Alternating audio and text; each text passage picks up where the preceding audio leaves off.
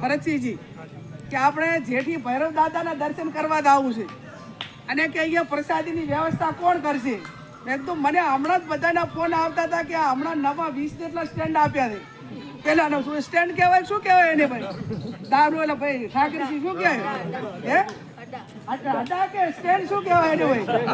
આટલા કે હમણાં કે નવા આ મેન હાઈવે ઉપર 20 જેટલા દારૂના સ્ટેન્ડ એ હાલે છે. તો કીધું આપણે પ્રસાદી જેટલું નહીં મળે એ આગા ઉલ્યા કરો એમાં ચર્ચા કરતા હતા. એટલે મારો કહેવાનો અર્થ એ કે આ ગાંધીજીના ગુજરાતમાં જો આમ હાલેંગ રોડ ઉપર જો 20 સ્ટેન્ડ ચાલતા હોય તો ઇન્ટરનલ કેટલું બધું ચાલતું છે.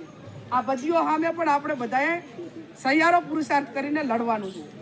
યુવા પેઢી બરબાદ થાય, નાની બહેનો વિધવા બને, પરિવાર આખા વેર વિખેર થાય, એ જવાબદારી આપણે સૌને ચિંતા કરવી પડશે. અને એટલા માટે તે સ્ટેન્ડવાળા